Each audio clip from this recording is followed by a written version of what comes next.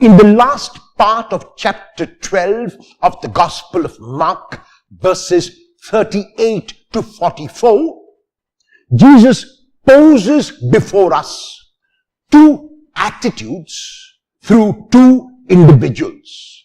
One is a group, and the group of the religious leaders who wanted to be seen doing good. So these religious leaders are in the temple, and even though these religious leaders put large sums of money into the temple treasury, they put it in ostentation. They put it through showing off. They put it making sure that everyone around them sees how much they are putting. And Jesus says, while externally their action seems very impressive, externally their action seems to be very generous, inside there is no generosity at all. And even though people are often impressed by the externals, God is impressed by what goes on within. And so on the other extreme is a widow.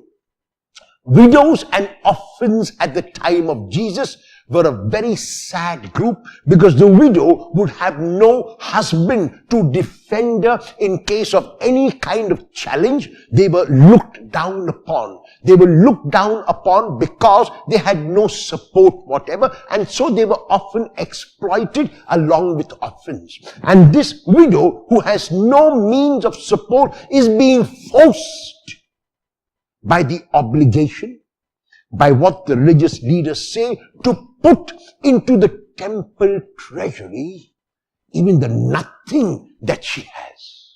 So Jesus does not so much commend the widow as he berates the religious leaders for reducing the widow to such a state that they, in their interpretation of religion, have told the widow that she must give, and she has nothing to give, and yet because she is plagued with guilt, and yet because she is pressurized by the externals, she has to put into the temple treasury even the nothing that she has.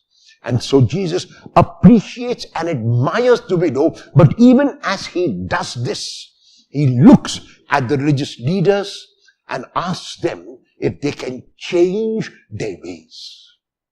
Very often, our external actions might be beautiful and good, but what is more important is the internal attitude.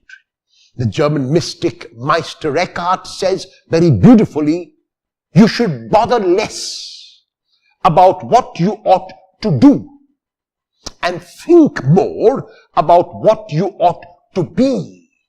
Because if your being were good, your works would shine forth brightly.